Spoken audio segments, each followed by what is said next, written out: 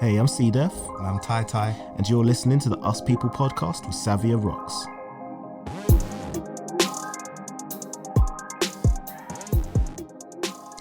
Hey guys, this is Us People with Savia Rocks. Today, I'm lucky to be here with C-Def and TyTy. Guys, thank you so much for coming to see me today. Thanks for having us. You're welcome. You're welcome. Pleasure. Thank you. Oh, you're welcome anytime. I have a few facts about you guys. Yeah. First one is TyTy Productions. Yeah. Tell me a little bit more about it. Well, with TyTy Productions, that kind of like started from like 2006. Yeah. So I started doing like TyTy Productions, making beats. And then as time went by, say like 2012, Yep. I kind of branded it into something new called Dream Wave Musik. So that's kind of where it all kind of blends in and ties in. But originally TyTy Productions was it. Everybody knew me through that. Okay, perfect. And C-Def. Yeah. You're I say originally from East London. Mm-hmm. But tell me a little bit more about that.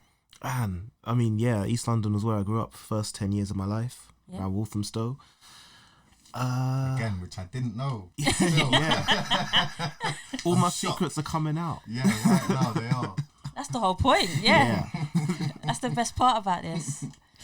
Yeah, I don't know. I don't think there's really that much to tell about Walthamstow itself. I don't know if it definitely doesn't have a big part to play in C-Def, the artist. I wasn't into hip-hop really back in those days. Why the name C-Def? It evolved from Chris Def. Okay. Which was me trying to come up with something that was true to myself. So that's why it had my name in it. Yeah. But sort of reflected my style, which I thought was at the time kind of old school. So I went with Def. It's like no one says Def anymore. Or even in America. At that time, in like the noughties, no one was saying Def. So it's like Chris Def works. Yeah. The last time I remember hearing Def before you said it to me was, I don't even remember, a song by Ghost Town DJs, So Def. Yeah. And the song was called My Boo, and it was what song was it? It was not drum and bass. It was a proper old school song, and that was the last time I heard a song like that. But no, it's cool. I like that. Ty, tell me a little bit about where you come from, your area, because I heard Latimer Road, and that's not actually too far from where you are today. Yeah, no, it ain't.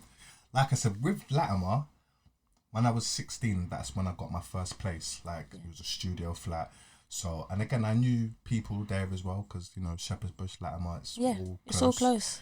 As you know, West London and the whole is actually quite small.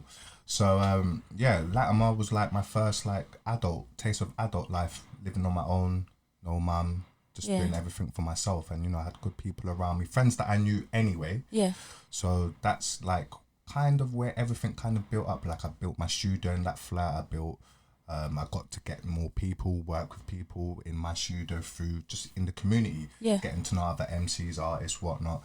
So that's kind of how that all really started from me living over there. But my original surroundings is, I know, and then people might say, oh, well, Latimer is Shepherd's Bush, but we don't really see it like that. Yeah, you see what I'm saying? I understand that, yeah. Shepherd's Bush is my real birthplace, that is where born and bred, that's where I went to school, play centres, youth clubs, Shepherd's Bush all day. That's where I'm from, SB West 12. Ah. Yeah. I always ask everyone, what is their favourite quote? And why have they chosen the quote? So when I asked you guys about what is your favourite quote, one of them was, be the change that you want to see. Yeah. That's see all the way. Why that quote out of millions of quotes out there? I think it's because it's one that I could do to remember more often. Yeah. So many times. I look at the world, I think the world is a really messed up place, a lot of messed up people, a lot of good people doing bad things or can't be bothered to do good things because it's like, what's the point? No one else is doing it. Why should I? And I should take that on board more than I actually do, I think. I think sometimes we all do that. We say stuff and then we don't take it on ourselves. Absolutely. And I think sometimes it can be hard because it all depends on your circumstance, what you're going through in your life as well. That plays a big hindrance on us all. we're all emotional beings. Yeah. So we take things differently. Each person takes something differently. And I think sometimes it can be heavy on us or light on us depending on how strong we are as beings. Yeah. And then the other quote I heard was, he's laughing already. Yeah, because I wish I could. Here we go. We have hard work will pay off. Yeah. Being consistent is key. Yeah. Why that quote? That is so you as well. Yeah, because that's I'm always like on always on C, like we've got to be like consistent. Cause, yep. Well, actually, for me, it's like believe and achieve. Really, like if you believe in something, you got to work hard at it. Yeah, and then I do believe once you do all of those things, everything will come into fruition. Everything that you put in, what you put in is what you get back. That's true. That's why I strongly believe in that, man. Hard work will pay off regardless. I've been in it with my team before, because I've had a team beforehand, which we'll probably get onto a bit later. Yeah. But so I've seen it firsthand, and that's why sometimes when I say to see we've got to be consistent, because that's the key. And even people that have been around, same thing. Be consistent. Hard work will pay off. So that's my motto all the way. But what do you say to someone that doesn't have a team and they're trying to be consistent with what they're doing? They don't have much money. Mm-hmm. They're trying to push themselves forward. But what advice would you guys give to them? Get your hustle on. Get your hustle on. It's for real. Whether you have to quickly go and get a little part-time, full-time work or something. Like I had to make ends meet loads of times just to get stuff that I wanted, like studio equipment, do a little part-time here or there, do a little full-time here there, just to get things that I needed to do. So if you really want something that badly, I know people might not have money and all of that, but you don't always need money as well. That's true. You can find another way, find an angle, talk to somebody, or it can work if you really want it that much, that badly. That's how I see it. My next question is, how did you two actually meet, and how would you advise other people to meet each other when it comes to networking? Freeman. Freeman. I mean, we work in the same place. Cool. So that's how, we just met at work. And another colleague of ours sort of brought us two together. He's like, he heard me rapping in the car park. I was like, oh man, you're pretty good. I like that. That's cool. That TyTy guy, he's a producer. You guys should do something together. I was like, oh, you producers? Okay, cool. It's always cool. I've been told that you're always 3 steps away from what you actually want. Yeah, I can see that. Yeah, always 3 steps away. Yeah. So you get introduced. Exactly. And then we get into work. Then you get into work and then we're here. Okay, there you go. Yeah. Exactly, that's what I'm saying. I totally understand what you're 3 steps. Yeah. Yeah. Absolutely. So, Ty, you being a producer and C-Def, you being a rapper, what inspires you both when it comes to writing and producing? Inspires a lot of things. The world we're living in today, the past, my friends, family, people that I know, people that I've lost, everything. It inspires me. I'm a music fanatic. I've always wanted to ask this question, and I say things in a totally, completely different way. I know there's writer's block. Yeah. Do you ever get producer's block? 100%. What do you do to actually overcome it? I might go out. I don't know. I might just go somewhere, go out, take a different scenery, do something different, and then come back and start again. Because there's been loads of times actually I'm like, oh, this don't sound right. Let me start again. And I'll be trying to make like 3 or 4 beats in like 4 or 5 hours, and it's not happening. So when I realise that's not happening, take a break. Don't try and force it. Take a break. Do something different, and then when you come back, everything just, one melody comes in, then the drums, and then everything just comes. But it happens. Loads of times. What about you, C-Def? Yeah, it's much the same for writing. If we talk about writer's block, definitely take yourself out of the scene. Don't try and just push through it, because probably even if you did manage to get through it and get something, it wouldn't be as good as if you did take yourself away, get yourself into another environment. And I think there's like long-term and short-term block as well.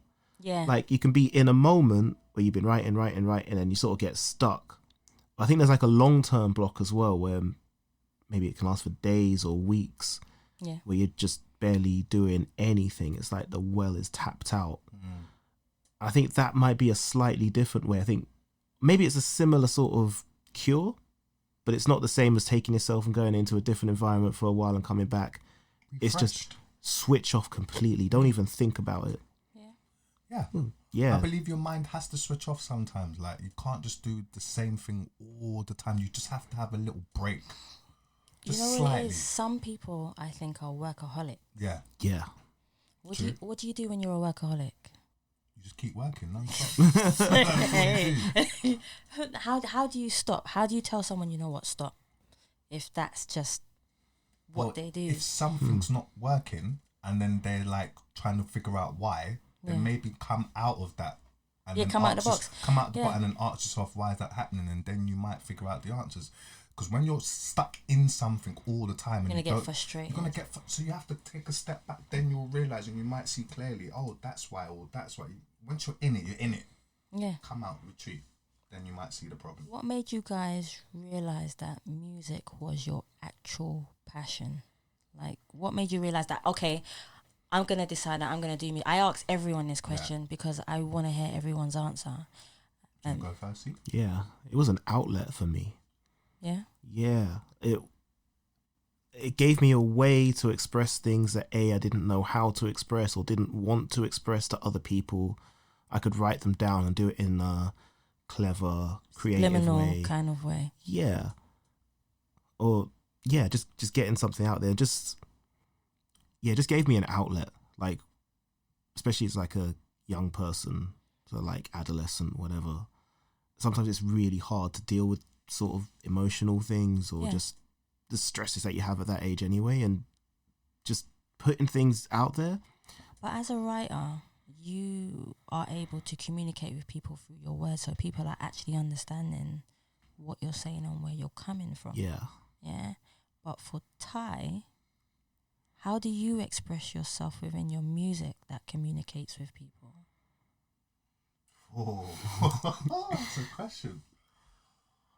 I mean, I've made some beats and stuff a bit, but I was never good enough to actually become a producer. But also I found in that the type of beats I was making could also be an outlet for me to channel something. Yeah.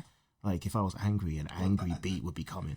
That's where I was going to go, because that's, I mean, your first point was like, where did I get, like, how did I, you know, why did I want to do it and what made me is... Yeah. Again, like the normal, like you hear music from a young age. So my mum, I'm hearing music from a young age, and I'm young and I'm listening to all these different sounds, and I like them, but obviously I don't know what to do with them. I don't know why I'm liking it, but I know I'm liking it. Yeah.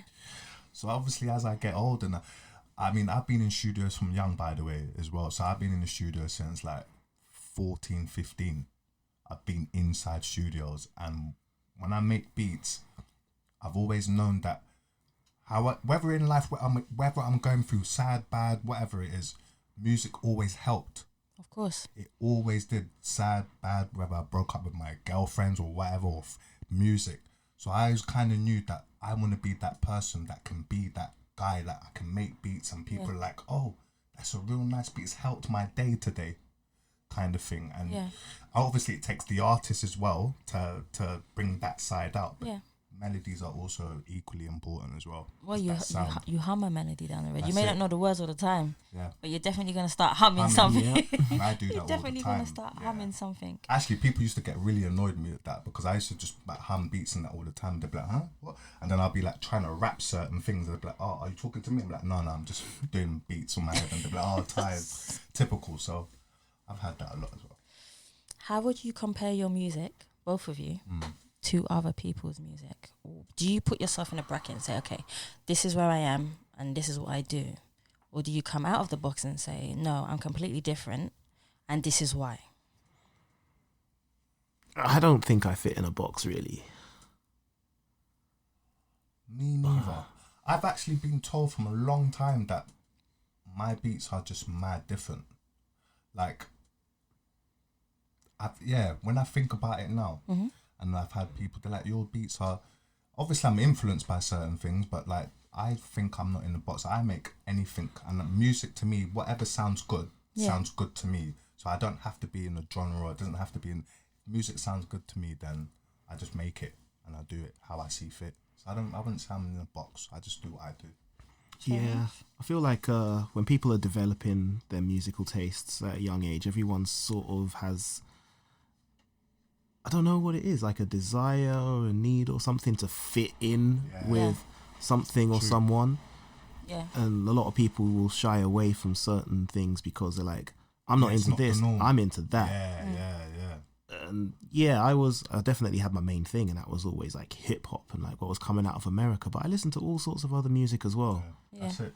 So I didn't even care what people thought. You know, like if you, as C was just saying, like, you know, some people you feel like you have to listen to that because everybody else. Yeah, it's like you're trying to fit in. I've never been that way. That's which is good.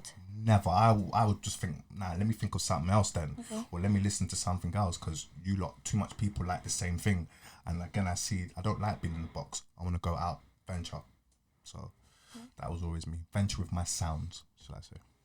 If there was one song you wish you made out there, what would it be? My word. Wow. And it could be either produced or written. What would it be? And why would you choose that particular song? That's a good question. One song. Oh. I like when I put people on the spot. Well, for me, I'm thinking. I wish you guys could see this because their brains are ticking. Because their brains are ticking. But it's good. I'll give them a second because I know it's going to take a little while for them to actually come up with. There are so many songs out there, and there are so many brilliant artists. And there are some songs are really, really simple, and they just blow you away because how the simplicity of what they are, what they do. For production-wise, go on. It's got to be, I think, Nothing But a G Thing by Dre. Fair enough. I think just for production, that is just, it's got like, it's kind of, I don't use, but gangsterish, but soulful. Yeah. And innovative with the G-Funk sound. Yeah. All of those things in one. If I made that beat, oh man. Yeah, that's right up my street there. So I think that song there, production-wise, What about you, C? For rapping wise, anyway, for MCing, a track called Mural. Oh. Yeah, by Lupe Fiasco. Yeah. Okay. All right. Fair enough. It is. Fair enough. It's what, 7 or 8 minutes. Album, Tetsuo and Youth itself. I think it might be his fourth one. Oh yeah, 2014, 15. Yeah, that it's just long rapping, no hook, not stopping, just, and he maintains the level from start to finish. That's what you call a true talent. Oh yeah, I mean, that guy, he's in my top 100. Yeah, but yeah, he's so clever with his words and that maintains his levels. And I think even though I've probably heard it like 500 times, there are probably a few things in there that I'd still be like, oh, damn. It's funny when we listen to things the first time, we hear what we want, our ears hear what we want to hear. And then when we listen to it again, we pick up on other things. Then we listen to it again, we pick up on more things. Yeah. And I think that's just how our brain develops because we're listening to so many different things. My next question is aimed at you, Chris, but Ty, please jump in. I had a conversation with Chris one day, and it went something a little like this. I'm laughing already. I asked Chris, will you let somebody else write for you? I think he remembers this conversation. Yep. Right? And I said to him, will you let somebody else write for you? It doesn't demean your talent, but if they were to get you a #1 hit because they are such a great writer, would you let them write for you? At first, Chris said no. I can imagine that straight off the bat. Yeah. And he said no. Wasn't even blinking. And why did you say no, Chris? Because it's not being true to myself. It's not my words if someone else wrote it. But then I said, say if that person is so talented that they could pull out your emotions from you that you didn't even know you had. Yeah? And write the way that you want to write, but you're not at that level yet. You then turned around to me and said, he thought for a minute, yeah, and then he said, actually, maybe I might. But my question is, for both of you, even producer-wise, because you can bring it to producing as well, or someone might produce a beat with you and adapt it around and pull out instruments that you didn't even know you were able to do yourself, or riffs or whatever it might be. But my question to both of you is, what advice would you give people out there who have that same kind of mentality where they turn around and say like, no, I'm going to produce myself, I'm going to write myself, I'm not going to let nobody inside to do it for me? What would you say to them about being more open-minded to get themselves out there and working with other people who can pull out their emotions? I'd say, I know this girl Savia, talk to her. I think that's the best answer yet. I mean, That's the truth. I think it's easier. For an artist, it's harder.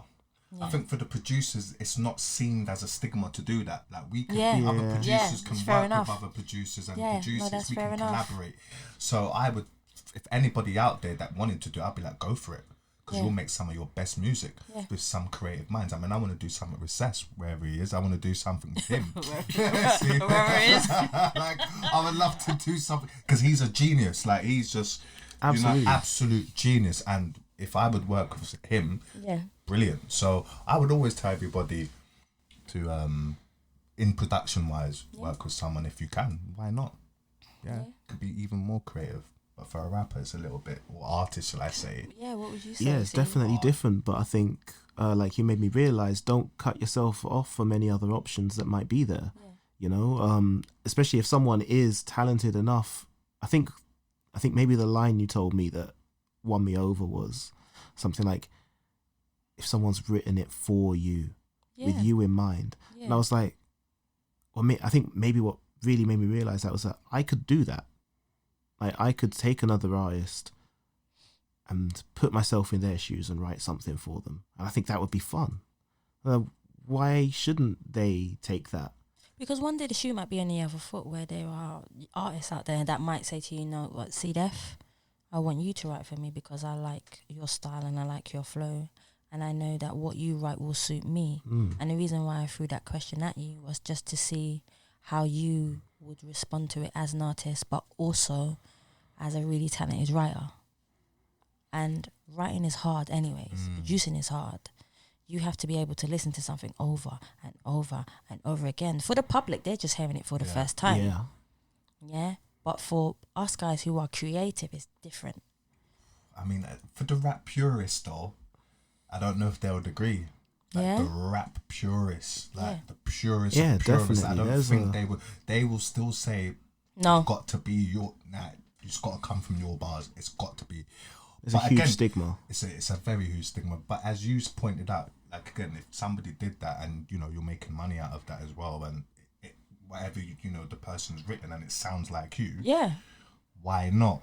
But I don't know if the rap purists Would do it. ever No, I understand. That's why comprehend with I that. like hearing people's opinion on things, because it's so important Yeah. for people to understand that there are different points of views from different people. Put it this way, I can see why people do it, and then I can see why artists don't do it. Yeah. Put it that way. Yeah. Yeah. Sometimes it's ego and reputation Yeah. on the line as well, Yeah, which is a big thing.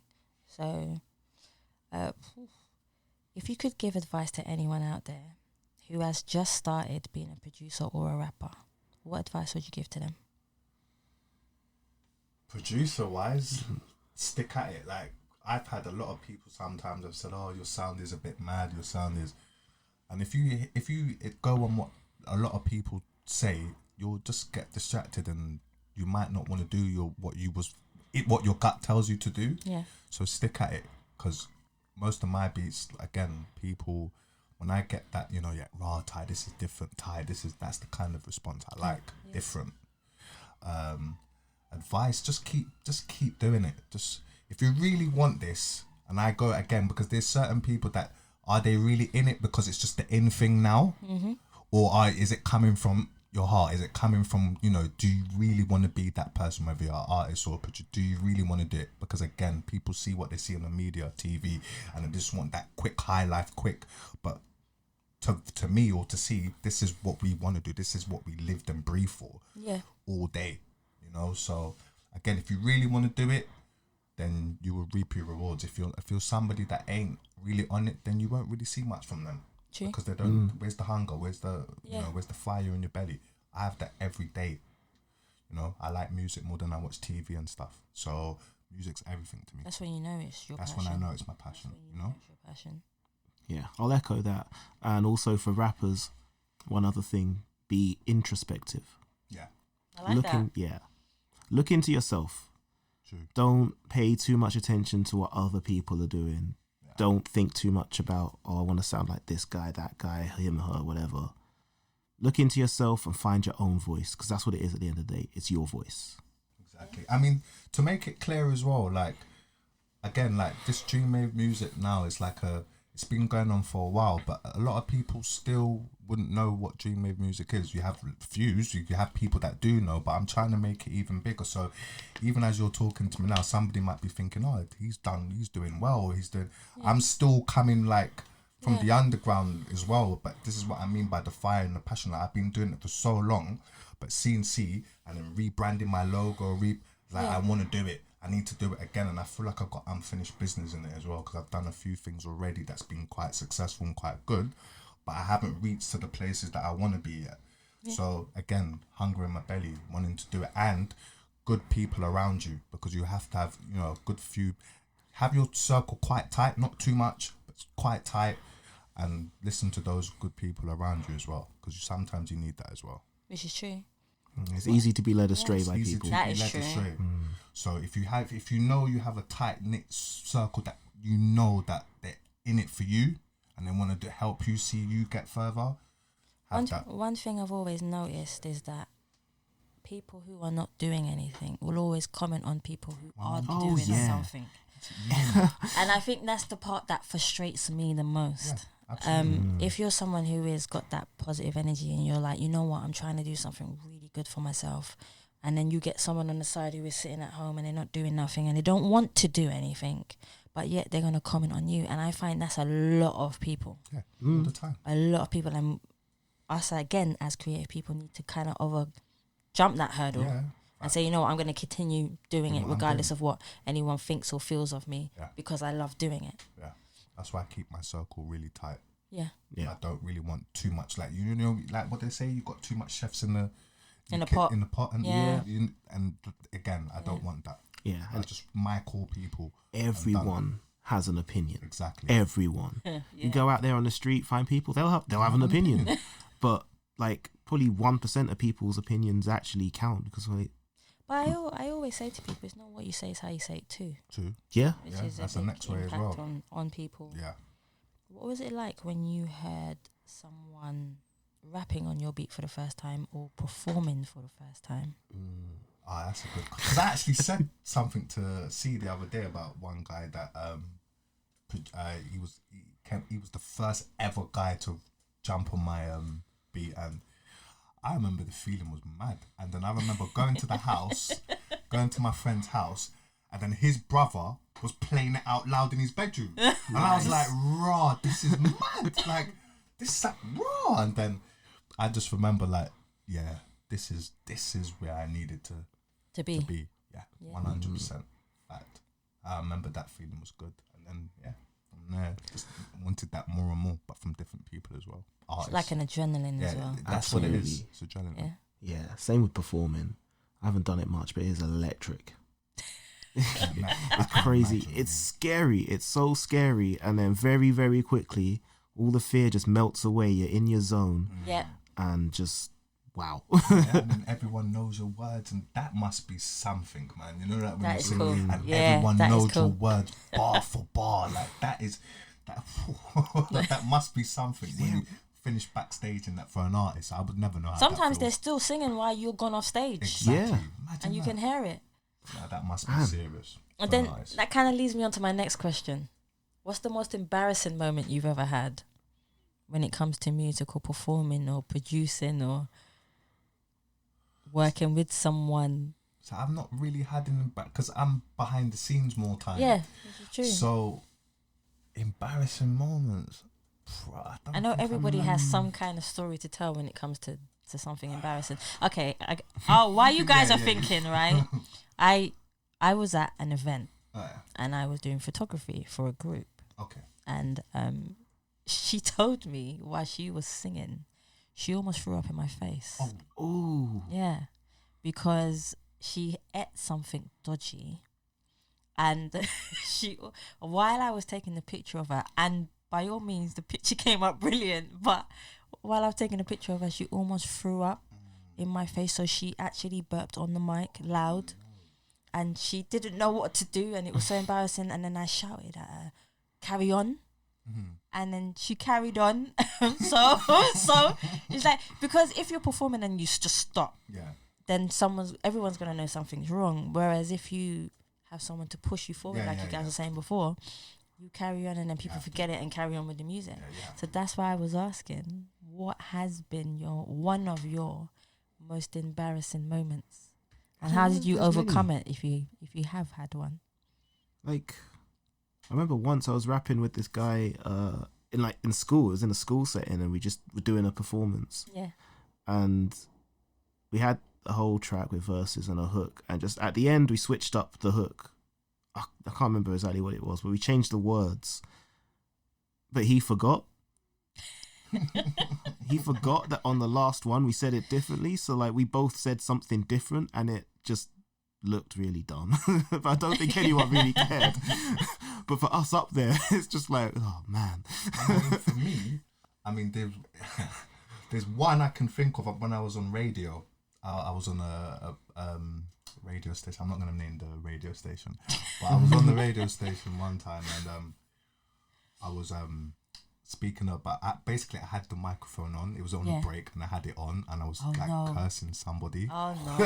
Oh wow! Like I was cursing someone that I was just finished speaking to over the phone, and they heard, didn't it?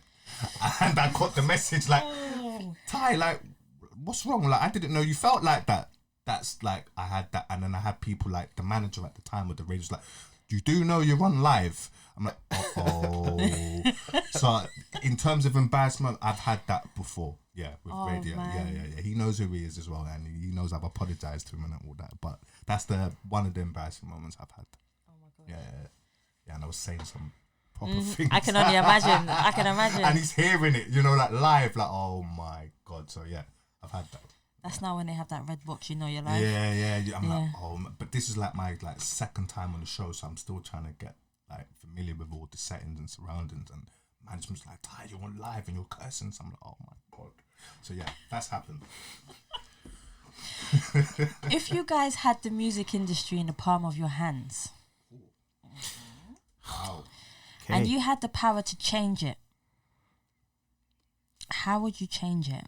And why would you change it to be that specific way? The whole music industry. So like, you're like a Michael Jackson, you're like a Prince, you're like anyone who has some kind of power. You're like a Celine Dion. Okay, I've got one. I suppose it's happening now, to be fair, but get rid of these record labels. Get rid of these record labels that are just here for trying to exploit other artists. Yeah. Like, if I had the power, I'd want everyone to be independent. Honestly, like, I would want everyone to be independent. So do you feel the same way about record labels as you do about music publishing? Which actually leads me on to my next question. Different whole ball. But you can create your own publishing company as well, though. But it's hard, though. That's easier said than done. But no, I would go more for the independence, because we don't need these record labels. As we all see now with social media and all of that stuff, we don't need them. So if I had the power, I'd probably get rid of them, not entirely, but in terms of like doing all these, what you hear now, these 360 deals and all of that stupidness, like no, you're exploiting artists. Scale them down a bit. Scale them down and make artists eat. Get their actual percentage, get their money, get their masters, why does the record have to own their masters, own this, own that? No, the artist should have full control. And then I always believe that the record company should make money on distribution, and that's it. Yeah. That's it. I think they should just make money off distribution, because they are a bigger entity. They can plug it to other people that it can't be reached. And that's about it. I don't think they should have any more control in any artist. But to me, I feel like I'm always I am a big lover of music publishing. Oh yeah. So I've never even cared about the record label. Yeah, that's I've right. never cared about the record label. right. I spent 4 years working for a CEO of a music publishing company, and I swear to you guys, it was the best knowledge Yeah, I can imagine. I could ever have Yeah. in the music industry. I agree. I can imagine. And most probably, I'll let Chris answer the question first, Yeah, obviously, sure. but then I'll go on to my next one. But how do you feel about, if you had the music industry in the palm of your hands, how would you change it? Ty's got a dope philosophy on that, so I like that. But maybe I'd try and change the sound of the music a little bit. I don't know how you do that. Maybe just be really popular by doing things the right way. But right now, there's a way of everything's homogenizing a little bit. Everything's coming the same. You got the loudness wars and everything. Yeah. All the music's compressed. There's not as much variance.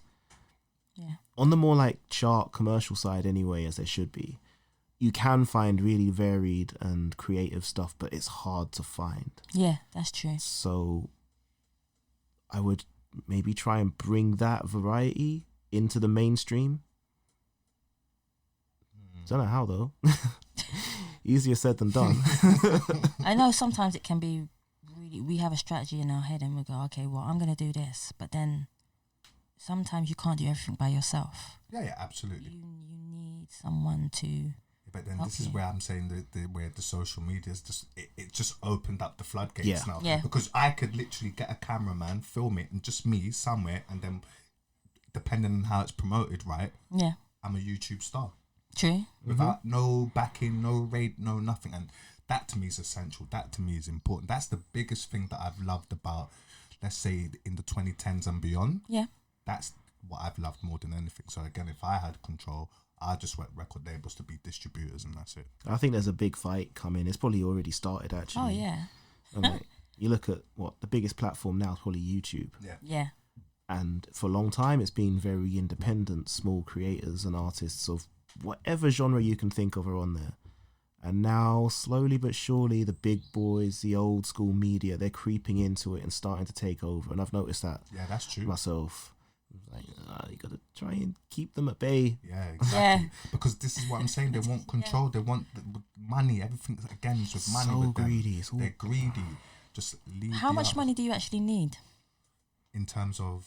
Just What, in just to terms, live? yeah. How much money do you actually need? Because they're grabbing. Because they make you pay for everything. Yeah. Exactly. Yeah. The limo you're in, the clothes Exactly. on your back, the Exactly. studio time, the food you eat. You don't even realize you're paying for that. The CD Exactly. cases. Exactly. Exactly. A lot of artists don't know that 20% of Come their royalties that they take back is actually just for your CD cases. I actually didn't know that. You taught me something there. Yeah. I didn't even know that. Well, then that just goes by my point. Then you see what I'm saying? If you're talking about CD cases, I know that they don't do a lot of, obviously, HMVs and Yeah, Tower yeah, but Records is no still. longer with us as much or whatever it is. But when a lot of the artists were paying at least 20% They'll just for make you just packaging. pay for the electricity to run the servers or That something too. like that now. It's, That too. every little thing, they just pinch. No, Everything. Nah, don't like it. And then that what leads me on to my next question is, do you feel like artists know enough about the music business? And I'm talking about publishing. no. No. Yeah. What can we do as artists to help these artists out there listening to us today? What can you tell them to help them?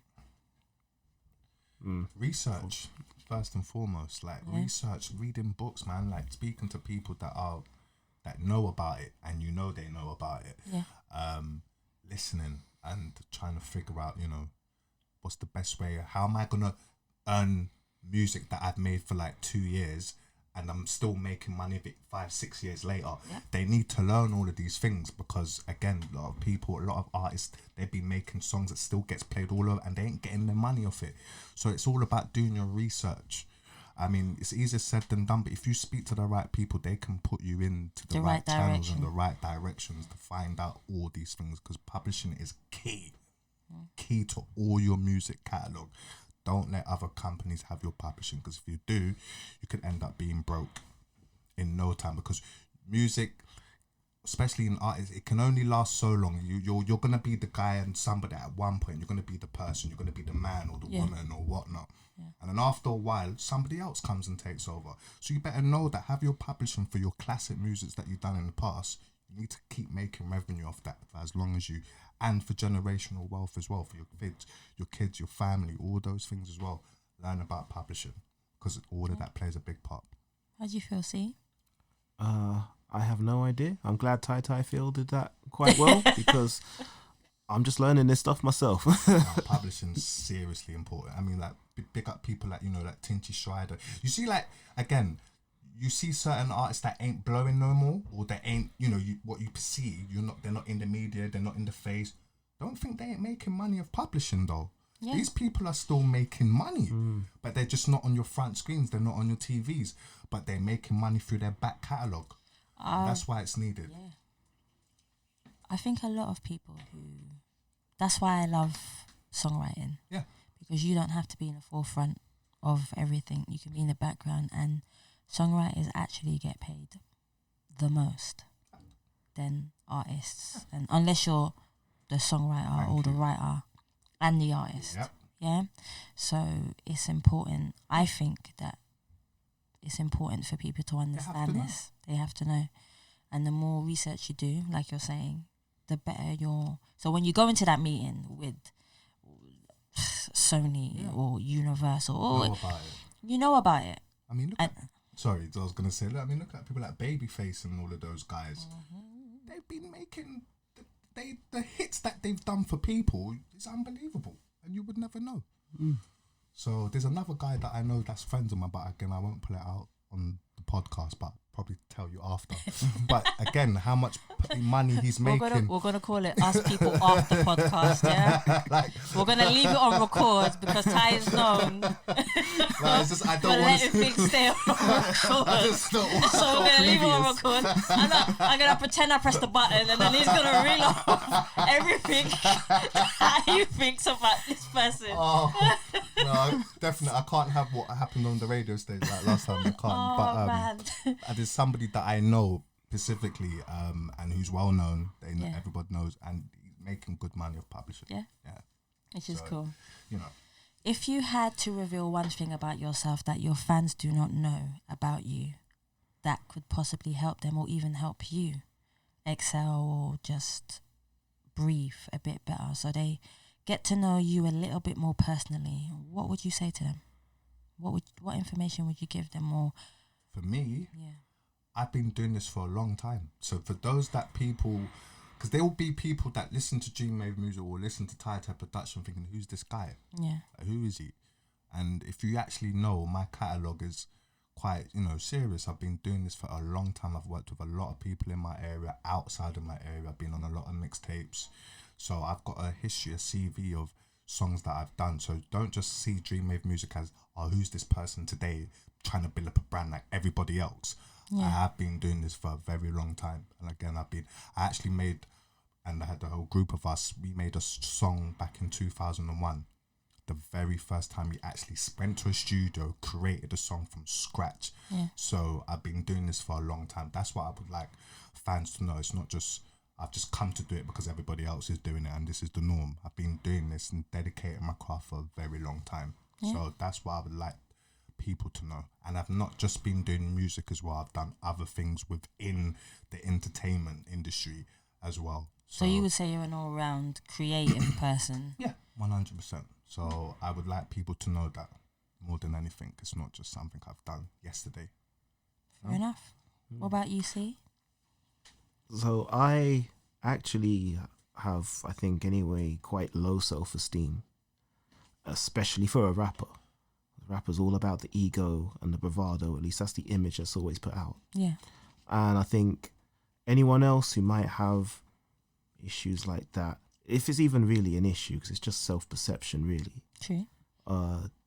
You don't need to be that, you don't have to be the big I am or whatever. You just do you. I like that.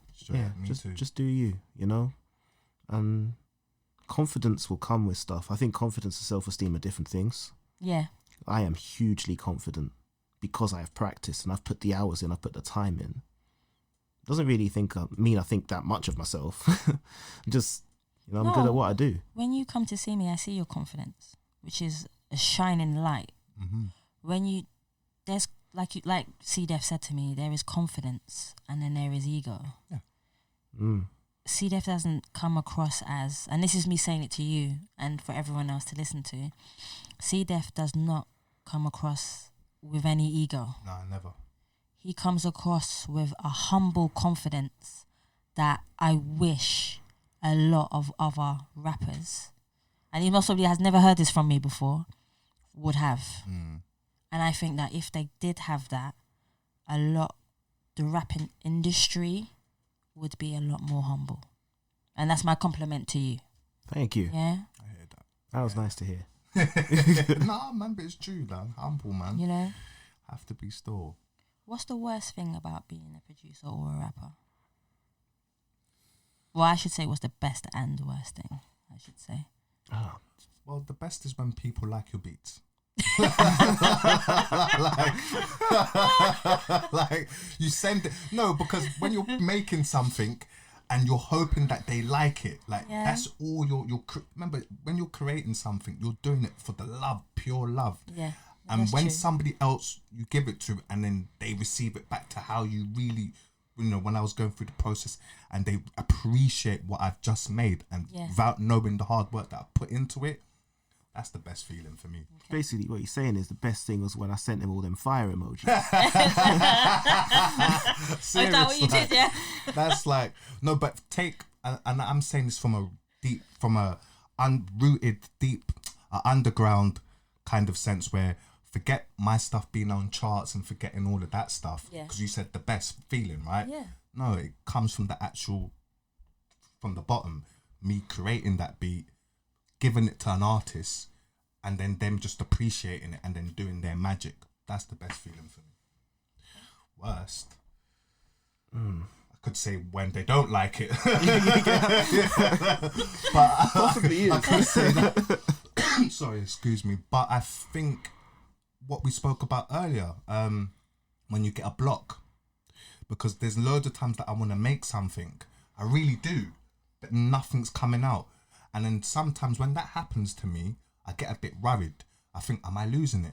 Have I still got it? Yeah. So I start to ask questions. Yeah. So that's probably, personally, my biggest fear. Like, one day would I not be good again, or would I? So those are the questions I kind of ask when I hadn't made a beat for 2, 3, 4 weeks. I start to question myself why, and that kind of bothers me sometimes. Is it you questioning your ability? Yeah, sometimes. Absolutely. I'm always questioning myself in things that I do all the time. And sometimes I think, why have I not made this beat for so long? I want to make it, but why ain't it coming out in the way that I want it to? But how do you overcome that?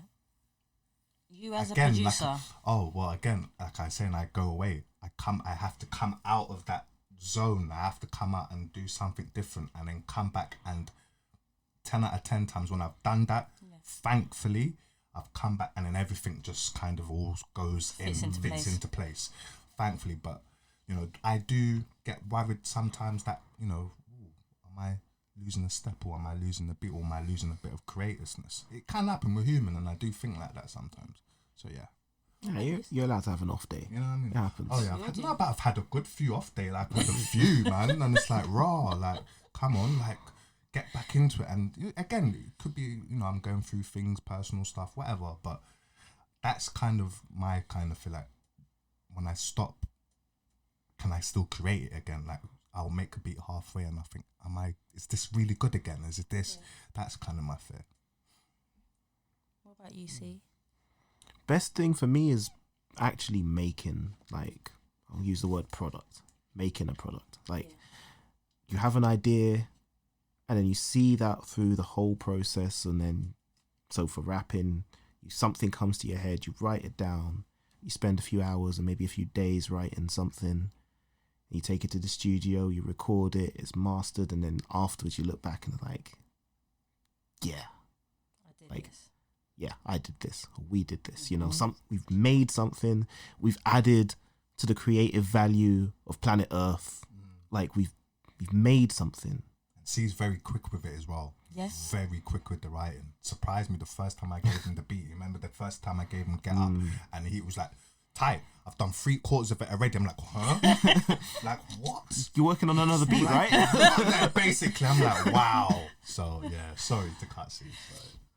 No. Just thought I let them guys like, people that are listening, that That's a good bit of trivia. Very quick. Like, yeah, most of that song was written in like a day. I was shocked. Cool. I'm telling you, it's like, wow. So yeah, I just had to bring that out there to let them know that, man. Very quick with it still. The saddest bit. And I haven't done the worst thing, and I don't know what the worst thing is. A couple of things came into my head, like maybe the pressure of doing something, like the pressure you put on yourself sometimes. Yeah. Like when you're in that writer's block situation. Yeah. And that can be a bit of a sticky situation to be in. Maybe that's the worst, but I don't know. Yeah. Something I love doing, so picking out like the worst things about it. True. I didn't even think of it like that. Yeah, it's quite hard. Yeah. It has its ups and downs, but mostly it's a positive thing. Yeah, that's true. Yeah, I like that answer, Some might say I have a way with words. You do. Definitely. If you guys had a chance to go back to a memory which helped you become the person you are today, good or bad, what memory would you choose and why would you choose that specific memory? When my dad bought me a pair of decks. Ooh. That's where it all started from. That is where everything started from. So if I can go back to that memory, I would, because I just remember being with my dad, going up Edgware Road and buying my first pair of decks. Like, this is like, oh my God, like, and my dad believed in me. Yeah. And that was big as well, because to be fair, I never had nobody else in my family that believed in me. And I had one person, which was my dad. Sometimes that's all you need. And that's all I needed. And if I had to go back to that, it would probably be that, because without that start of him, because I never had money like that, so he bought me the pair of decks, and then from there, that's where everything took off. So if I had to go back, it would be that, just for the appreciation of what he actually did for me back then, without even realising how vital it was at that time. Yeah. So I'll go back to that memory. That's a nice memory. I don't want to go back. You don't want I to? don't want to go back. Straight Wow. up, I'm looking forward. All right. Lived the past. I don't need to go back to it. Okay. Let's move forward. Okay. How do you feel about the message that the rap industry gives to the younger generation today, compared to the 60s, 70s, and 80s? When it comes to the music industry. That message. Yeah. Wow, I think there are some positives and some negatives in there for sure. Tell me. Definitely. Okay, so I'm going to go for the positives.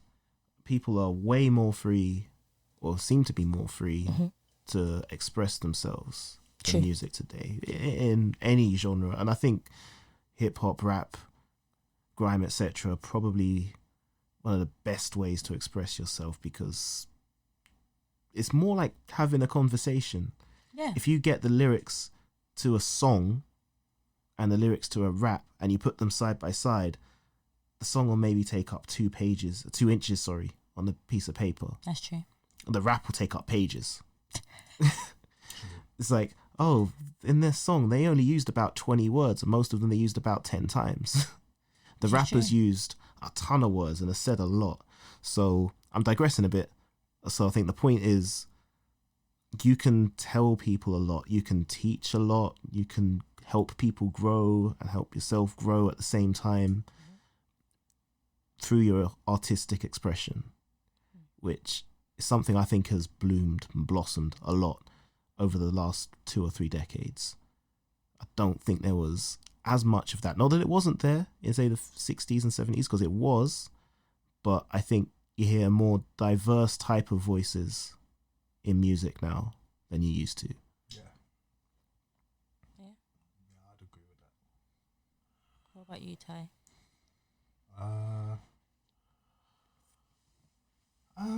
I don't know. I think the message, I think the youngsters could probably, again, I mean, we touched on this earlier, just when they make their money, Yeah. and this is the thing, these youngsters today are making big money than, you know, like when, you know, I was first starting it with other people, and that they're making a whole lot of different money now. I think the advice that I think the elders could do is they just have to invest in it, because music don't last. Like, music lasts, but in terms of like, especially today's music, there's no classics in today's, like, songs for the now. Yeah. So if you're gonna do that as artists, invest all the money that you're making, invest in it. Like, invest in that money away from music. Sort yourself out financially behind the music scenes, because again, it don't last. Your number one or number two won't last very long. So keep all that money that you're and they're earning big. So all of that, provide for your family, provide for your youths, provide for yourself. All those things, I would say that I think they could do a bit more. But I'm not saying they ain't doing it. Yeah. But more of it. Because if you do that, you're just spreading more opportunities for people that come from a place like we are. Yeah. And you're spreading more opportunities as well. That makes it sense. filters all the way down for the next generation. What are the challenges when it comes to music? So what are your challenges as two individuals who come from two different places, have two different imaginations, and when it comes to creativity, what are your challenges within music, and how do you overcome them, and what advice would you give to the people out there listening to you guys to be better in what they do? The way to get over anything, I think, is dedication. That's a big one. Yeah, you have to want to do what you're doing. Yeah. Because in this life... And love it as well. Yeah, definitely. It's way too easy to get bogged down in all the minutiae of life, or even the big things in life. They take a lot out of you. Like, you know, going to work, worrying about your bills, your relationships, and blah, blah, blah. It's so easy to not do anything else, like your passions, because you're so busy doing everything else. Yeah. It's just one thing. You have to want to do it, to make time to do it. And I think no matter what your challenges are, even if you're just doing it for yourself for fun, you'll find a way to do it. Yeah. Whatever your challenges are, you will do it. I remember there have been days where I've been, especially back in the days when we didn't have smartphones and stuff. I miss those days. I don't. Well, personally, I don't, but then I look around me and other people on their phones all the time, and I kind of do miss it. But I think the reason why I say it is because I miss the communication level with people. Yeah. That's one thing I do miss. Yeah, we're all out together and everyone's just like... Yep. Okay, that's still up to the stake. Yeah. Anyway, that's a different whole... That's a different podcast. all to go on. I remember back in those days, there'd be times where like I couldn't do anything with my hands, say, 'cause I was busy, I was preoccupied or whatever. I was just like had to be physically in something, even if my brain was off somewhere else. Yeah. And I'd like just start writing raps in my head. Just be like, even though I'd literally had no time to do it, I'd still do it. So would you say rapping has always been your release mechanism? For a very long time, yeah. Yeah. It's a release, definitely. Yeah. What about you, Ty? Would you say roughly the same, or? Yeah, kind of echo the same thing. I mean, challenges, again, you have obstacles in life in general. So it's just having the strong character and characteristics to be able to overcome them. And again, if you're dedicated to something, you always get through somehow. You'll find if there's a will, there's a way. That's true. So that would be just keep going, because there will always be challenges. But if you, again, as C said, if you're strong enough, you'll overcome them. I always say this one question, and I'll ask you guys it Sure. too. It's not even on my list of questions to ask. Answer, fire away.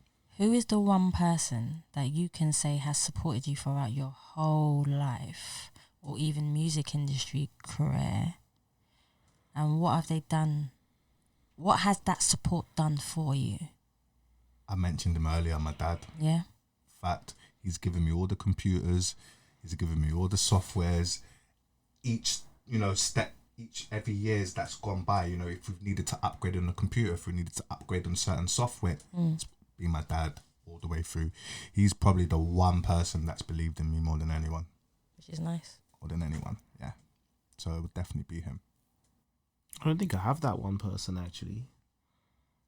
I think there have been that's what different I said. people at different times, but I don't think there's one person that's like from the beginning seen the potential in me and stuck with me, and is, you know, still to this day or even to recent years saying go and do it. I don't think there's been that person.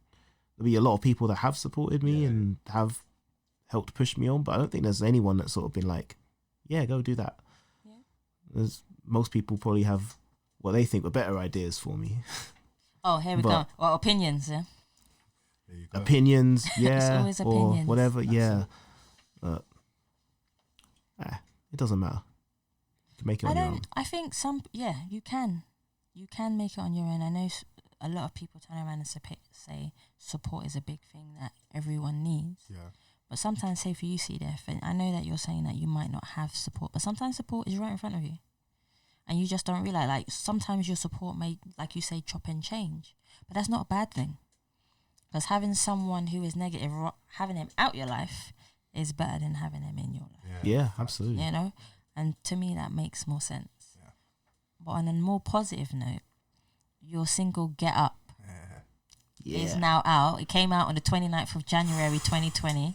Finally. It was a long wait. Oh, man. So tell me a little bit about Get Up, how it came about, why it came about, you know? Again, we kind of echoed this earlier. I mean, a colleague of ours, you know, like, he just realised the talents of us two, put us together. Voltroned us. Yeah. I like that. But it was a good thing. I'm glad he did it. Big up to M. Freeman, man, because it was him still. Yeah, shout outs to M. Freeman, man. Oh. But it was through him, and then obviously, you know, we're in the work, we work in the same place and stuff. So when I found that he's rap and he found out that I was a producer, I was like, yeah, okay, like let's see if we can do something. Yeah. We had, you know, conversations, and then I said to myself, all right, let me go and get some new equipment, because I said, you know what, if I'm gonna do this, I'm doing it properly. I'm not. I don't do things half-hearted. Never. That makes sense. So I said, all right. I remember saying to Sarah, I'm gonna go and get this, go and get that, get this. Then when I did, send him the WhatsApps. This is what I've got. Boom, boom, boom. And then from there, I sent him the beat. I made the beat, sent him it, and then I think I said it already. Yeah. Once he gave it back, 3/4 of it, I think it was the next day he came up to me at work. Like, he goes, do you want to listen to it? I've got the bars. Do you want to listen to it? And I'm a person like, nah. Like, I'd rather listen to it in the studio. Yeah, but no spoilers. Yeah, no, I didn't want the spoilers, but I was shocked. Like, he had 3/4 of the bars done for Get Up. And I remember he saying something like he didn't know what to expect of my production, which is, you know, fair enough. But it kind of suited to his flavour, and it's his history. Yeah, it came from us talking about styles and what we liked as individuals in music. And I think one big influence on the way that this sound has come up was, I think, when I told Ty that my ultimate, like, what would be favorite version of me in a music career wouldn't actually to be a solo rapper, or to be the rapper in a rock hip hop band. Fair enough. So that's where the guitar sounds have come in with that. 'Cause that got Ty fired up when he said that. He was like, "Oh, okay, yeah. I like that. I'm gonna make you something like that." And then I was just rubbing my hands together, like, yes, I want that. And then there we go. That's true, because that's how it. Because at first it was like, what beats, like, what? Because I'm still trying to work out what C is as an artist. Yeah. And it's true. When C said the rock, I was like, yeah. It just kind of went. And these times I had the little studio at my dad's real quick, and I just flew up there and then just started making it. And then I've done it in a day. Done. Send it. And where can everyone actually hear it? Where can we? Oh yeah, they can go into the YouTube channel, TyTy Dream Wave Musik. You hear that, guys? So please support these guys here. Yeah.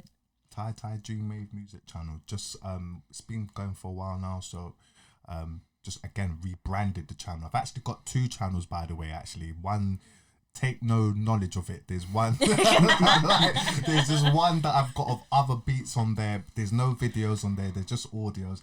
Take no knowledge. That I actually need to get rid of that account, to be honest. Yeah, I don't think I can. Private. Yeah, I've got to get rid of it. But there is another TyTy Dream Wave Musik. You'll see the video. See there. Get Up. You'll see it. It's all there. Yeah. And where can your fans actually find you both? Like your Instagram, your Instagram your is definitely the YouTube, best place. Your Twitter account, or Yeah, TyTy Instagram and Twitter, TyTy DWM. yeah, That's it. And CDef Raps on Instagram, because I needed to put the S in there. Twitter is just CDef Rap. Yeah, and that's where you can find me all the time. So perfect, guys. I want to thank you so much for coming down today. Had a And good seeing time. me. thank you, man. Thank you. Oh no, you're welcome. And for everybody else out there, thank you for listening to us people on with Savia Rocks, I should say. And be kind to one another and continue to be creative. Absolutely. Thank you so much. One Live love. to create, man.